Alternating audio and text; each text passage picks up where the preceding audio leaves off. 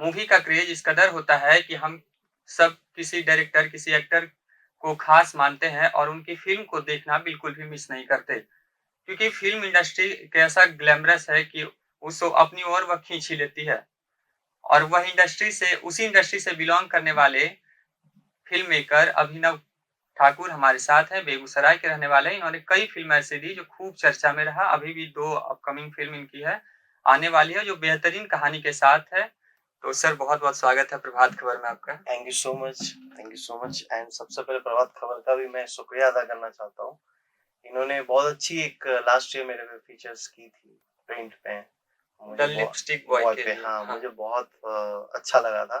तो दूसरे टाइम भी आया, मुझे अच्छा लगा ऐसा आप लोगों से मिलके। उस फ़िल्म की कहानी भी बहुत शानदार रही है सर, तो जी, अगर आप उसी पर बात करें तो हम वहीं से स्टार्ट करते हैं बातचीत का सिलसिला। तो सर वो जो कहानी है, आप जी। चूँकि 8वीं कक्षा में थे, हुँ, तब आप मुंबई चले गए थे। जी। तो बिहार से कनेक्शन तो बिल्कुल टूट गया था, तो फिर बहुत यहाँ टूट की गया। इस संस्कृति को जानना कितना मुश्किल रहा था? सबसे पहले मेरी जो पढ़ाई-लिखाई हुई है वहाँ समस्तीपुर में हुई है सर, आदर्श विद्या निकेतन में। समस्तीपुर ताजपुर रोड पे वो है, पता नहीं अब स्कूल है कि नहीं है, कभी जाना नहीं हुआ फिर वापस समस्तीपुर। तो मैं बुआ के पास रहता था उस टाइम, हॉस्टल्स में थे हमारी बुआ के जो लड़की बच्चियाँ थे, बच्चे मतलब हमारी जो कज़न थी सब हमारे ऐज के ही थे, तो हम लोग का बहुत घुल-मिलना था होता था। क्योंकि मैं जहाँ से बिलॉन्ग करता हूँ बेगूसराय बखरी बाज़ार से, मे बी वहाँ पे अच्छे स्कूल्स उस टाइम नहीं थे या पता नहीं क्या था। एक तो मेरे दादाजी, मेरी माँ जो थी मेरी पढ़ाई लेके बहुत कॉन्शियस होती थी। तो उन्होंने वहाँ पे भेज दिया था, तो 8th स्टैंडर्ड में था। पर फैमिली की प्रॉब्लम थोड़ी-सी, मॉम का थोड़ा-सा वो प्रॉब्लम हो गया था, मॉम नहीं रही थी, उसी कारण मेरे नाना-नानी ले गए थे 8th स्टैंडर्ड में वहीं पे। तो जब मैं बिहार में था तो होली के टाइम में जब लास्ट में होली एंड होने को आती थी होली, तो वो लोग गाना बजाना करते थे ना सर, तो वहाँ पे गाना हुँ। बजाना होता था तो उस टाइम वो सॉन्ग गाते थे, पागल कह लेना और रंग और लौंडा बनती थे कहीं न कहीं और घर-घर जाके पैसे माँगते थे वो। तो मेरे ज़हन में था वो होता क्या था? है ना? वो ज़हन में थी मेरे जो ये क्या कर रहे हैं? और हुआ यूँ सर 2016 में मैंने एक फ़िल्म शॉर्ट फ़िल्म बनाई थी दहलीज़ करके, तो उसकी स्क्रीनिंग हो रही थी दिल्ली में, शॉर्ट फ़िल्म थी। तो उसी दौरान मेरी बात हुई थी कुमार उदय सिंह के जो बिहार में लौंडा नाच करते थे और अभी भी करते हैं सर। हुँ, हुँ। उन्होंने मुझे कहानी सुनाई, तो उन्होंने अपनी कहानी सुनाई। तो मुझे लगा यार कैरेक्टर तो बहुत ये है तो बोला क्या प्रॉब्लम क्या है? तो बोला सोसाइटी प्रॉब्लम हो रही है। तो उनका जो ताना बाना था ना बोला यार ये ऐसे ही कितने लोग हैं बिहार में या इस तरह का डांस कौन-कौन करना चाहता है? तो मैंने रिसर्च स्टार्ट किया तो इसकी जर्नी 2016 से स्टार्ट हुई थी और 2018 आते-आते मेरे पास एक स्क्रिप्ट आ गई थी, जहाँ पे मैंने उदय जी से घर पे भी आया, बिहार में भी 1-2 बार आया था। पर एक हिम्मत नहीं हो रही थी कैसे बनाऊँ क्योंकि जो मेरे पास बिहार का नॉलेज था वो 2004-5 तक का ही नॉलेज था, उसके बाद का बिहार का मैंने नॉलेज नहीं था। तो उस टाइम जो मैंने देखा था अपने स्कूल के दौरान जो सुना था, बात किया तो वो चीज़ें मैंने उतारने की कोशिश की और इंटरनेट ने काफ़ी मदद की। तो मैंने उदय कुमार जी के रास्ते होते हुए भिखारी ठाकुर जी, महेंद्र मिश्र जी और चाई ओझा तक पूरा मैंने लौंडा नाच पे रिसर्च किया, लौंडा नाच का हिस्ट्री जाना, ये किया। फिर एक श्याम जोशी जी हैं, उन्होंने बहुत मदद किया। फिर इस पे कितनी-कितनी फ़िल्म बन चुकी है, क्या है, मैंने वो सारे फ़िल्में देखी। तो एक तथ्य पे आया तो फिर ये 2019 में मेरी स्क्रिप्ट लॉक हुई, तो मैंने 2019 से इस फ़िल्म में शूटिंग किया था सितंबर मंथ में। वो जहाँ पे बिहार गवर्नमेंट ने बहुत सपोर्ट किया इस फ़िल्म को, बहुत। उस टाइम के शायद कला मंत्री सर थे, डिपार्टमेंट में थे, प्रमोद कुमार जी। तो उन्होंने काफ़ी मदद की परमिशन में, शूटिंग में, काफ़ी परमिशन पूरी फ़िल्म भी बिहार में शूट पूरी हुई थी और फ़िल्म बिहार कलाकार में भी शूट बिहार हुई है के। सर और बिहार के कलाकारों के साथ शूट हुई है। उदय जी भी थे उसमें प्रमुख तौर हाँ, पे। उदय उदय जी भी थे सर। ये फ़िल्म पूरी बिहार के लौंडा डांस और बिहार के बाहर भी जो अपना नाम बदल के रह रहे हैं लौंडा, उनके ऊपर भी हमने रिसर्च किया, तो उनकी पूरी कहानी है। तो उनके दर्द को बयाँ किया, किस तरह सोसाइटी भी इन्वॉल्व है इन डांस को डाउन करने में और किस तरह से डीजे ने आके इस डांस को ये किया और ये डांस वल्गर है या नहीं है वो कैसे डिसाइड करना है वो मैंने ऑडियंस पे भी दिखाया फ़िल्म में। तो ये भी दिखाया था जो फैमिली कितनी सपोर्ट कर रही है इस डांस को। तो एक कला है तो इसको कला की तरह कैसे देखनी चाहिए। तो ये पूरी फ़िल्म मैंने उसी पे बनाई थी। तो कोई जी। समस्या आई थी सर शूट के दौरान? टेक्निकल नॉलेज कम थी यहाँ के कलाकारों को, थोड़ा-सा सर, हुँ, मतलब हुँ। सबको तो बहुत अच्छे-अच्छे कलाकार गए, मतलब जो मैं जिन लोग उस टाइम लिया था तो उनकी शूटिंग थोड़ा फ्रेंडली नहीं थे वो लोग। जहाँ पे भी शूट भी कर रहा था, तो वो एक बड़ा रीज़न नहीं था, पर वो प्रॉब्लम तो सब जगह आती है, पर मुझे लगा सपोर्ट भी बहुत उतना ही मिला, सपोर्ट सिस्टम बहुत तगड़ी थी उस जगह, तो कोई दिक्कत नहीं आई मुझे। और कहीं न कहीं उदय जी जैसे जितने भी लौंडा डांस उन्होंने भी मेरा हाथ पकड़ के काम करवाया है, तो एक उनका भी एक था मैनिफेस्ट जो ये मुझे करना है, तो हम सब टीम अच्छी मिले थे हमारे साथ और हमने 2-3 महीने का प्री वर्क किया था, रिहर्सल किया था और तो उससे जो थी एक बॉन्डिंग हो गई थी, जेलिंग हो गई थी हमारी पूरी टीम के साथ और टेक्निकल टीम बॉम्बे से आई थी, उनका भी हमारा साथ पहले से था। हमने सब बहुत मिल के एक बहुत प्यारी फ़िल्म बनाई थी, बनी है और आने वाली है सर अभी डिजिटल आ जाएगी इस साल तक देखते हैं सर। और फ़िल्म का मुद्दा देखा जाए 2022 से 21 के विधानसभा में भी उठी थी, अजीत राय हाँ, सर ने हाँ। उठाया था मुद्दा, उसके बाद उन्होंने ट्वीट भी की थी मेरी फ़िल्म का, तो काफ़ी जैसे डिप्टी सीएम ने भी बात की थी इस फ़िल्म के ऊपर और बिहार गवर्नमेंट ने भी काफ़ी सपोर्ट किया था, लास्ट ईयर इसकी पूरी स्क्रीनिंग हुई थी बिहार में। तो लोगों का जो मैंने देखा तो मुझे बहुत अच्छा लगा जो चलो मेहनत सक्सेस और फ़िल्म का तो बेस्ट पॉइंट जो हमें मिली है, जो मैं लाइफ टाइम ग्रेटफुल रहूँगा उसके लिए जो मिस्टर अमिताभ बच्चन सर ने इस फ़िल्म को आशीर्वाद दिया था। बहुत पूरी फ़िल्म में उन्होंने दिखे भी और बोले भी हैं और उन्होंने मेरे लिए भी बाइट्स किया तो मेरा नाम लेके तो मेरे लिए वो लाइफ टाइम तो अचीवमेंट है। उसके बाद कुछ क्रेज़ बढ़ा आपका लोगों हाँ सर, लोगों में क्रेज़ तो बड़ा सर बिहार आए तो सब जगह जाता हूँ जहाँ पे 3-4 दिन 2 दिन आके हुआ तो सब लिपस्टिक बॉय के बारे में बात करते हैं। मुझे लगता है काफ़ी यार बदलाव आ जाता है। आपके पिछले काम भी काफ़ी शानदार हैं, जैसे ये सुहाग रात इम्पॉसिबल, जुमको, रेडियो कई कई हाँ, फ़िल्में हैं। हाँ सर, वो सारे शॉर्ट फ़िल्म ये स्वागत इम्पॉसिबल तो मेरी पहली फ़ीचर फ़िल्म थी, जो अगेन एक मैंने प्लॉट उठाया था सर, जो शादीशुदा एक पढ़ी-लिखी घर लड़की अगर किसी के जाती है और एक पैसे वाले के साथ शादी होती है, जस्ट बिकॉज़ ऑफ पैसे की बदौलत आप शादी करते हो, तो ईगोज़ कितने हाईज़ होते हैं, तो एक लिटरेट लड़की और अनलिटरेटेड तो वो अनएजुकेटेड एजुकेटेड वो एक मामला तो कैसे जमते थे, तो पहले होता था हमारे माँ-बाप एडजस्ट कर लेते, पर आज की डेट में एडजस्ट करना बहुत मुश्किल होती है। आपने भेजा था लड़की को, तो वो सारे मुद्दे उठाए थे, तो मैंने बहुत कॉमिक तरीके से उस मुद्दे उठाए थे।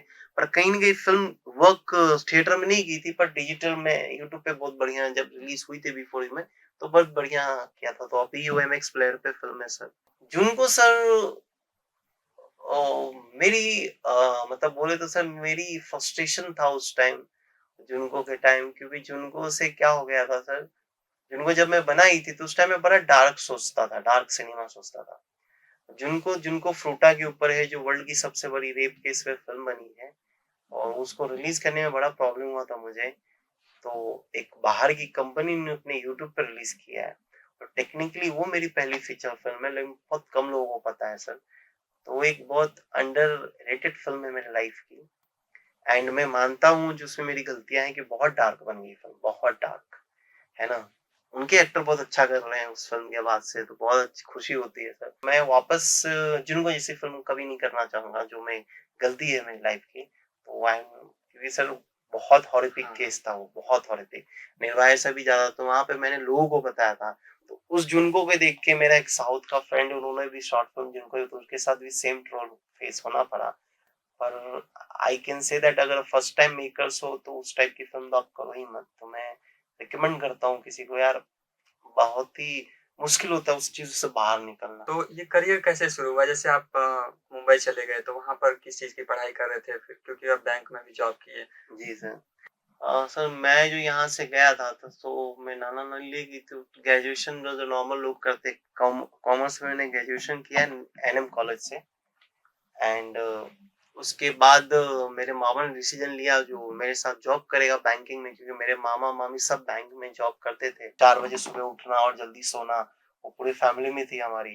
तो उस एरा में जाना और दादा साइड भी अच्छे थे, सब पढ़ाई-लिखाई में ज़्यादा इंटरे मेरे खुद दादाजी टीचर थे, हेडमास्टर थे और बहुत पुराने हेडमास्टर थे। कहा जाता है अंग्रेजों के उस टाइम की स्कूल में पढ़ाते थे, वो भी डिसिप्लिन थे। हमारे बकरीवाला में रिस्पेक्टिव फैमिली थी उनको। तो वो पढ़ाई का प्रेशर तो हमेशा रहा था मेरे पास, तो वो चीज़ें मैं पढ़ाई कर लेता था, एवरेज था, पर उतना सिंसियर नहीं था जितना होना चाहिए था। जितने मेरे दादा थे, जितने मामा थे, जितने मेरे सारे कज़िन हुआ करते थे, सब इंजीनियर, डॉक्टर हैं। सो मैं उतना नहीं था पढ़ाई-लिखाई में। बस ऐसी जॉब कर रहा था, कॉलेज प्लेसमेंट मिली थी मुझे फ़ोन बैंकिंग में डिपार्टमेंट में। तो किसी ने बोला एमबीए कर लो, मामा भी बोला हाँ, कर ले एमबीए। तो एमबीए मैं करने गया, 1 साल का एमबीए किया और मेरे से हुआ नहीं फाइनेंस सेक्टर में और कहीं न कहीं फेल भी हो गया मैं। तो मैंने स्टॉप कर दिया, एमबीए जॉब करना नहीं है। तो फिर मैं जाके ना ऑफिस में ना सब डायरेक्टरों के बारे में पढ़ना स्टार्ट किया, हाउ फिल्म इंडस्ट्री वर्क। तो कहीं न कहीं जाके उस जो फ़ोन बैंकिंग काम था उसमें मेरा काम मन नहीं लगता था, पर उस चीज़ों में जाके मैं बिल्कुल वही एक्साइटेड से जाता जो आज इस डायरेक्टर के बारे में पढ़ूँगा, ऐसे इनकी फ़िल्मों के बारे में पढ़ूँगा। इंटरनेट होती थी तो उस टाइम में मैं पढ़ता था सारा चीज़ें जो इंटरनेट पे अवेलेबल होती थी। तो वहाँ से बहुत एक्साइट हो गया, तो मैं चोरी छुपके ज़ी इंस्टीट्यूट ऑफ मीडिया आर्ट्स में एडमिशन लिया, ज़ीमा में सर। एक ये 2012-13 की कहानी है और मैंने घर पे नहीं बताया था। और फिर वहाँ पे एडजस्ट करने लगा तो मेरे लिए एक अलग से शिफ्ट बनी थी ऑफ़िस में। कोई नहीं जानता, मैं आज बोल रहा हूँ, बहुत प्यारी शिफ्ट बनी थी, रात को 7:30 से लेके रात को 12 बजे तक। उससे पहले मैं फ़िल्म कॉलेज में जाया करता था। मतलब डे में कॉलेज और नाइट में ड्यूटी। नाइट में ड्यूटी करता था, तो मेरी तबीयत बहुत खराब होने लगी थी। ये 3, 4, 5, 6 महीने तक चली थी, पर तबीयत खराब होने लगी थी। ये तो होना ही था। हाँ, बहुत, क्योंकि खाना-पीना, रेस्ट का टाइम नहीं मिलता था। तो फिर मैंने कहीं न कहीं जो मेरे मैनेजर थे उन्होंने हेल्प किया। उन्होंने फिर 7 टू 4 का मुझे शिफ्ट दिया सुबह का, और फिर 4 बजे के बाद फ़िल्म स्कूल हो गया था मेरा। तो वो 2 थी, तो वो भी ट्राई किया, फिर नहीं हो पा रहा था। तो मेरे से बहुत सारे गलतियाँ भी हो रही थी जॉब पे, जो मैं मानता हूँ सब सारे में कॉन्शियस नहीं था, एक जगह फ़ोकस नहीं था। तो मैंने फिर जॉब क्विट किया और पूरा कंटिन्यू मैं इसमें था। याद है सर, जब मेरे को पहली फीचर फ़िल्म कहनी थी, बनानी थी, ये स्वागत इम्पॉसिबल, हमारे पास पैसे नहीं थे, कैसे करें? तो मैंने डिसाइड किया था जहाँ पे मैं, बहुत बड़ा इन्फ्लुएंस है मेरे करियर में सर अनुराग कश्यप सर का, बहुत बड़ा इन्फ्लुएंस है। उन मिला कभी नहीं हूँ सर, मिलने की ख्वाहिश रखता हूँ, पर मैं काम से मिलना चाहता हूँ उनसे, जो कभी बुलाए, जो ये तेरी पिक्चर बहुत अच्छी लगी है सर। पर ऐसा कोई नहीं है, पर एक फैन मूवमेंट है, तो मैं इनके बारे में बहुत पढ़ा, ये कैसे ज़ीरो पैसे से पैसे फ़िल्में बना दें। तो इनके इंटरव्यू, इनके फ़िल्में देख के मैं बहुत इन्फ्लुएंस हुआ। मैं अपनी टीम तैयार की और मैंने हिम्मत की, जहाँ पे मैंने पहली फ़ीचर के लिए दूध और अख़बार डाला करता था। मैं और मेरा एक फ्रेंड है निकुंज मेहता, उसने भी फाइनेंशियल मुझे बहुत मदद की थी ये पहली फ़ीचर बनाने के लिए। जब ये पिक्चर हमने कंप्लीट की, तो फिर मैंने इम्तियाज़ अली के बारे में पढ़ना चालू किया। तो ओवरऑल जो मेरे करियर में थे, इम्तियाज़ अली, अनुराग कश्यप, दिवाकर बंजर, कहीं न कहीं मैं इनसे बहुत इंस्पायर होता था, कि इंडी सिनेमा, इंडिपेंडेंट सिनेमा ये कैसे बनाते हैं। फिर कहीं न कहीं फिर इन लोग को पढ़ते, इन लोग को देखते हुए मैं चला गया मार्टिन स्कॉर्सेज़ी की तरफ, और इंटरेस्ट हो गया सिनेमा में। तो मार्टिन स्कॉर्सेज़ी एक टाइम पे मेरे, अभी भी मेरे गुरु हो गए, जो किस तरह से वो रियलिस्टिक सिनेमा बनाते हैं। और कंटेम्परेरी चीज़ें कैसे कहते हैं सोशल मैसेज के साथ, या जिस तरह से फ़िल्म है, आस-पड़ोस की चीज़ें, और लोकेशन, रियल लोकेशन में क्यूज कैसे शूट करते हैं। तो वो भी कहीं न कहीं इन्फ्लुएंस था, तो ज़ीमा में मेरा मन नहीं लग के मैं वो शूट करना था, हम शूट करते थे सर। मैं दोस्तों का कैमरा उठा के, तो उस दौरान मैं रहते-रहते, नहीं बोल के आज की डेट तक मैंने 35 शॉर्ट फ़िल्में बना चुका हूँ सर। और सुहागरात जब बनी थी सर, तो हमारे पास शूट तो कर लिया था अपने सारे पैसों से, और निकुंज मेहता जो मेरा फ्रेंड है, काफ़ी मदद किया उसने मुझे गुजरात में शूट करने के लिए। उसने सारे वो चीज़ें प्रोवाइड की जो मुझे लगता है शूट के लिए लगते हैं। हमने लेंस, हमने कॉस्ट्यूम सब रिक्वेस्ट पे लाए थे लोगों से, तो वो है। उस फ़िल्म का जब बन गई तो एक हाँ, मुझे याद है नरेंद्र पटेल मिले थे, गुजरात के प्रोड्यूसर हैं, जिन्होंने फिर मेरा हाथ थामा, और उसके बाद हम दोनों ने मिलके पिस्विम प्रोडक्शन कंपनी, उनका ही है, उन्होंने एक पिस्विम प्रोडक्शन कंपनी की, जिसके तहत मैं सुहागरात कंप्लीट कर चुका और थिएटर में रिलीज हुई, फिर रंगमंच बनी, फिर प्रोफेशन बनी, और मेरे आने वाली जो 2 फ़िल्में हैं, बिसाही और लीगल बाबा, उन्हीं के साथ वो फ़िल्म बनी। तो हमारा वहाँ से एक कोलैबोरेशन स्टार्ट हुआ। तो देन तो उनका मेरे करियर में उसके बाद जो आज कुछ भी, उनका बहुत बड़ा रोल है सर। काफ़ी। काफ़ी रोल है, न मिस्टर नरेंद्र पटेल सर का। इनफैक्ट वो हमारा बॉन्डिंग इस तरह हुआ था, एक फादर एंड सन का रिलेशन हमने ये किया है। अभी हमारी तीसरी प्रोजेक्ट उनके साथ स्टार्ट हो रही है, नाइट शिफ्ट, बहुत जल्द सर, जो गुजरात में शूट है उनकी। तो ये एक एंथोलॉजी फ़िल्म है। फिर मुंबई की क्या कहानी है अगर आप। मुंबई में सर उस टाइम क्या था, फ़िल्म मेकर, स्टूडेंट्स, दोस्त बहुत मिल गए थे सर। तो सर्वाइवल का इश्यू था, पर हम क्या करते थे, हम एक-दूसरे को सपोर्ट करते थे सर कहीं नहीं। आज इसके पास पैसा नहीं तो इसको सपोर्ट कर दो, तो बड़ा ही हॉरिबल टाइम था वो, 2 साल मेरा बहुत हॉरिबल टाइम था। तो I am not saying that struggle free, struggle is very negative word sir. तो मेरा ये मानना है सर, अगर सपने आपके हैं तो जो कठिनाई है वो आपकी होनी चाहिए, क्योंकि मेरे पास ऑप्शन था। मैं बैंकिंग जॉब छोड़ सकता था, और मैंने घर भी छोड़ दिया था उस टाइम। तो वो ऑप्शन नहीं था, मतलब मुझे करके दिखाना है, तो मैं अकेले ही रहता था, और कहाँ पे मदद मिलती थी तो मदद लेता था। उस टाइम काफ़ी फ्रेंड ने काफ़ी मदद किया, कॉलेज फ्रेंड लोगों ने काफ़ी मदद किया, जिसका मैं बहुत तहे दिल से शुक्रिया अदा करता हूँ। इसमें काफ़ी लोग थे सर, एक लोग नहीं है जिनका नाम लूँ। एक मेरी फ्रेंड है, जिनकी बहुत ह्यूज फैमिली है, मराठी ह्यूज फैमिली है, पर उनके बहुत वहाँ के रिच लोगों में से आते हैं, तो उनके बहुत बड़े कोठियाँ हुआ करती थी, तो उन्होंने एक रहने के लिए मुझे, एक दिरसा रहने के लिए मुझे घर दे दिया था, जो मेरे लिए बहुत स्टेबल था, जो आज मैं जो मुकाम पे वो जो रहने का प्रोसेस है उनका बहुत हाथ है। तो वो एक गोल्डन पीरियड था जहाँ पे मैंने एक डिसिप्लिन लाइफ आज भी वो कर रहा हूँ, तो मुझे फ़ोकस था मुझे क्या करने है और करना क्या है। तो वो चीज़ें कहीं न कहीं आज भी काम आ रही है और उस टाइम भी काम आई थी।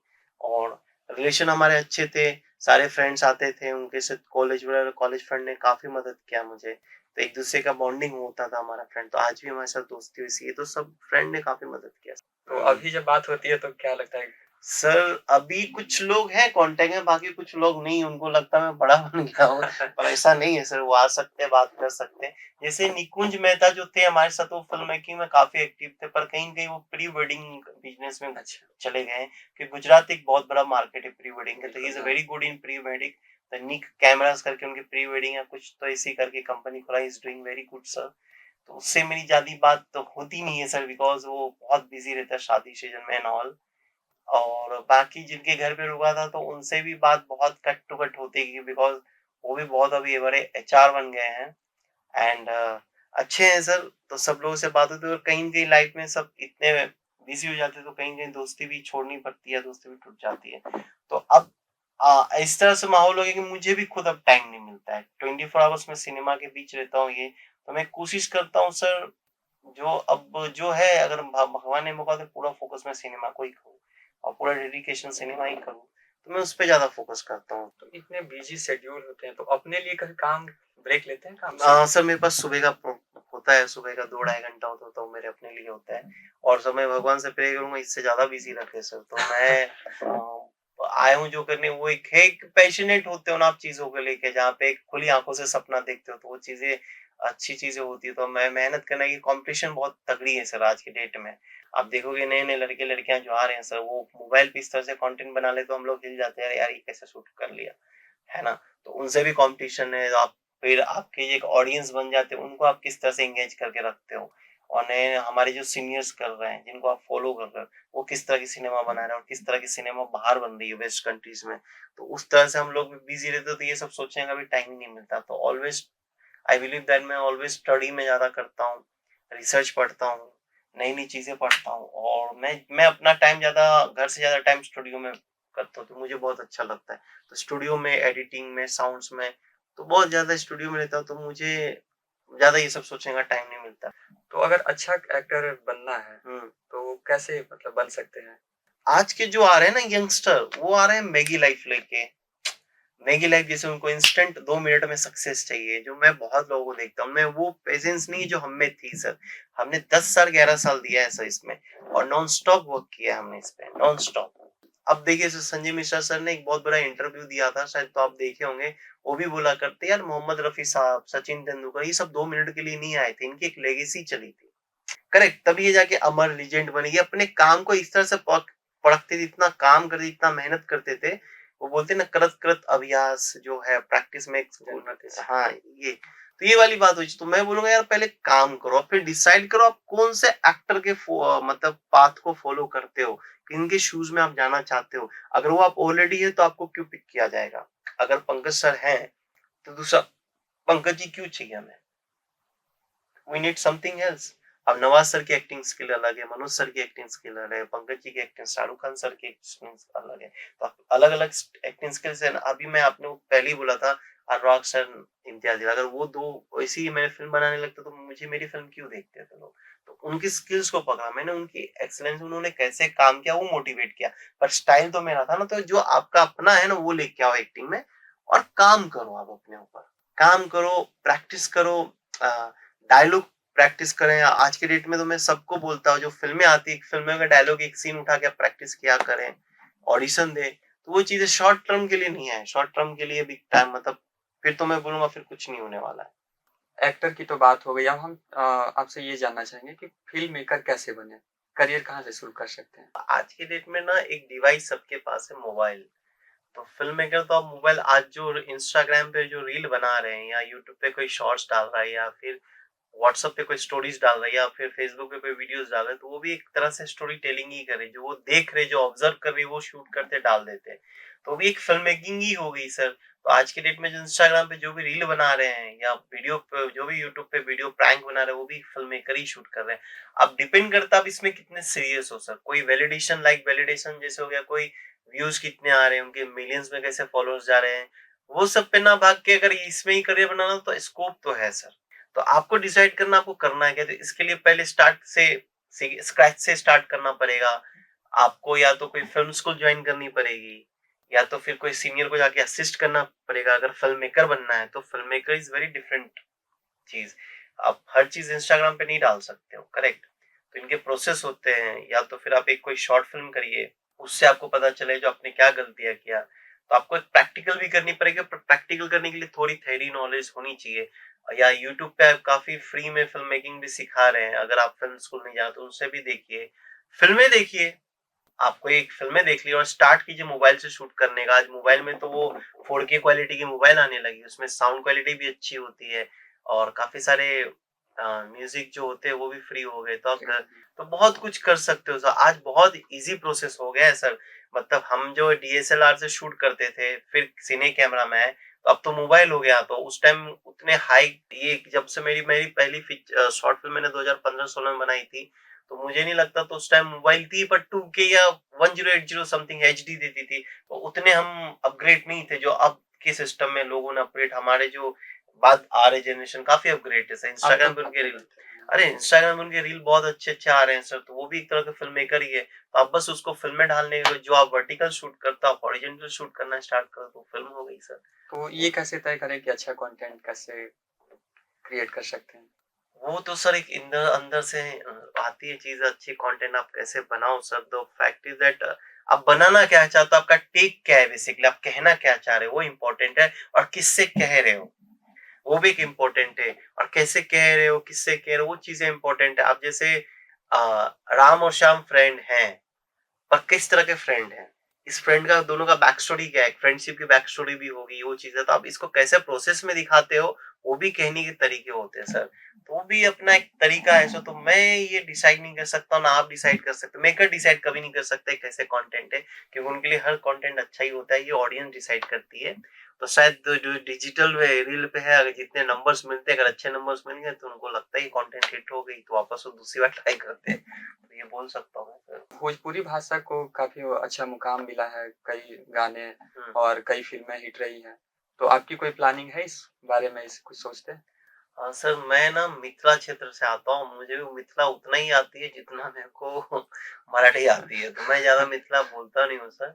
The problem is that sir, मैं भोजपुरी में करना चाहता हूँ, ये तो आने वाली टाइम डिसाइड करेगी। पर अभी कुछ प्लानिंग नहीं है। I am very happy with the Hindi. और मैं भोजपुरी सिनेमा और भोजपुरी लोगों को भी रिस्पेक्ट करता हूँ, इसलिए मैंने लिपस्टिक बॉय बनाई है। लिपस्टिक बॉय में एक भोजपुरी सॉन्ग है जो लिया है मैंने, जो दीपक जी ने रिकॉर्ड किया है, यहाँ के ही है। तो झुलनी सॉन्ग है वो। हमने एक झुलनी सॉन्ग प्रैक्टिस सेशन जो भोजपुरी में ही गाया गया है वो, है ना? तो लौंडा नाच जो बनाई वो भोजपुर के लिए है सर। तो हमने एक बस हिंदी में ट्रिब्यूट किया है। और एक भोजपुरी सॉन्ग है उसमें लिपस्टिक बॉय में, जो मैंने एक 60 सेकंड 1 मिनट की सॉन्ग को मैंने रिक्रिएट करके रखा था। तो मुझे ज़रूरी लगा ये गाना रखना चाहिए आपको जीवन में। कुछ इस इंडस्ट्री से जो फ़िल्में अच्छी लगती हो या फिर यहाँ के कुछ गाने अच्छे लगते हों? सर मुझे ना आजकल एक तो यूनिवर्सल सॉन्ग जो सबको अच्छी लगती है, पूरे वर्ल्ड को अच्छी लगती है सर, वो लॉलीपॉप सॉन्ग, वो बहुत ही एनर्जेटिक सॉन्ग है सर। मैं सुनता हूँ भी, बहुत प्यारी लगती है। और अभी हाल-फिलहाल में मुझे जो एक भोजपुरी सॉन्ग अच्छी लगती है, वो ब्राउन कलर साड़ी जो करके नियरवा सर की सॉन्ग है, वो मुझे बहुत अच्छी लगती है। मैं सुनता हूँ उसको, डाउनलोड करके रखा हूँ। वीडियो नहीं देख पाता पर गाना सुनता हूँ। गाना मुझे बहुत पसंद है। इवन मेरा एक फ्रेंड है राजीव करके, उसको भी हम दोनों बहुत, उसने ये सॉन्ग, वो बिहार से ही है तो उन्होंने मुझे बताया तो मुझे भी अच्छा लगा वो सॉन्ग। उस सॉन्ग की सिंपलिसिटी मुझे बहुत प्यारी लगी है, शुरू भी बहुत। कल्पना पटवारी और नीलकमल सिंह के अच्छा, सॉन्ग है, अच्छा, पर बहुत प्यारा मरून गाया कलर उन्होंने, सड़िया। बहुत प्यारा हाँ। गाया, बहुत प्यारा गाया। आज के लोग हैं कि इंटरनेट पर कोई फ़िल्म आती है तो वो पहले बजट देखते हैं कि क्या इस फ़िल्म की बजट है, और जब रिलीज़ होती है तो उसके बाद भी 1-2 दिन वो रुकते हैं तो देखते हैं तो इन 3-4 फ़िल्म अभी सिनेमा घर में लग रही है, करीब देश में 15 से 20 हज़ार सिनेमा घर हैं। तो उसमें देखते हैं कि कौन-सी फ़िल्में सबसे ज़्यादा चल रही है, कितना बॉक्स ऑफिस कलेक्शन है। तो इससे लेकर आप क्या सोचते हैं, इस पे कितना प्रभाव पड़ता है जो फ़िल्म चल रही है और जो नहीं चल रही है इस पर? सर इस पे प्रभाव तो पड़ता है, तो मेरा तो एक ही मानना है सर, जो मैं बोलना चाहता हूँ, यार नंबर्स देख के ना फ़िल्म डिसाइड मत करो। जो फ़िल्म 100 करोड़ रुपया कमा रही है ना, उसमें उतना ही मेहनत है जो फ़िल्म 50 लैक्स कमा रही है, 1 करोड़ रुपया कमा रही है, मेहनत हमें उतना ही लगता है। फ़िल्म का कंटेंट डिसाइड करके आप देखिए, और मेरा मानना है सर, कोई या तो अच्छी-बुरी फ़िल्म नहीं हो सकती है। एक क्या होती है सर, फ़िल्म बनाते-बनाते कोई चूक हो गई तो फ़िल्म बुरी होएगी, फ्लॉप हो गई, और किसी ने 100 टू 100 ऑफ एफर्ट डाल दिया, उनकी फ़िल्म हिट हो गई है। सर जो आप नंबर्स देखते हो ना, कहीं-कहीं आपको नंबर एक्साइटमेंट, अटेंशन लेने के लिए आते हैं, पर मेरा मानना है कहीं-कहीं वो 80% नंबर फ्लॉप भी होते हैं। कहीं-कहीं रॉन्ग तरीके से ऑडियंस को ग्रैबिंग के लिए लिखी जाती है, पर मैं उस नंबर्स में नहीं बिलीव करता हूँ सर। मेरा यही मानना है सर, फ़िल्म में जो लगी है, मेरे प्रोड्यूसर को पैसे मिल जाए, फ़िल्म ऑडियंस तक पहुँच जाए, बस वही मेरा तो वो अप्रोच होता है। जो जो हमारे फाइनेंसर हैं, उन वो भी कमाएँ, उनका घर भी चले, जो पैसे उनके लगे हैं, उनको मिल जाए सब। मेरा अप्रोच वही रहता है। तो मैं इसमें अभी तक तो उस टाइप की 100 करोड़, 200 करोड़ की पिक्चर नहीं दिया, तो मुझे उतना ज़्यादा नॉलेज नहीं, पर मैं देखूँगा सर इस पे क्या है। पर मेरे ज़्यादा ऑडियंस को इस पे देखनी है, उनको फ़िल्म का कंटेंट देखे, फिर जाए, फिर डिसाइड करे, 100 है कि 200 करोड़ हो सकती है। लेकिन आज वेब सीरीज़ में कई ऐसी फ़िल्में आ रही है, कई ऐसे वेब सीरीज़ आ रहे हैं, वो शॉर्ट फ़िल्म आ रही है। तो उसे लेकर क्या आप सोचते हैं? वहाँ पर ये सेंसरशिप की बात नहीं आती है तो इसलिए? सर सेंसरशिप बहुत जल्द आ जाएगी ओटीटी पे, जस्ट मार्क माय वर्ड, क्योंकि कुछ अननेसेसरी चीजें दिखाई जा रही है ओटीटी पे। आई बिलीव दैट वो नहीं होके भी तो भी अच्छी लगती थी, है ना? अब देखो क्या, मिर्जापुर का वर्ल्ड अलग है, वहाँ वो दिखाना बनता है। पर आप जहाँ जो कंटेंट में फिट नहीं, फिर भी आपको चाहिए वो मसाला दिखाने के, जस्ट बिकॉज़ अभी कुछ वर्ग की ऑडियंस अट्रैक्ट करे, जो रात को देखती है, जो भी जिस तरह से भी हो, वो उनका फंडा हुआ, वो मार्केटिंग या फिर ओटीटी डिसाइड करते हैं। तो वो थोड़ा-सा मैं बोलूँगा, देखिए सर, वो डिमांड भी है और सप्लाई भी। डिमांड जितना बढ़ेगा, सप्लाई उतना ही होगा, तो वो उस पे है।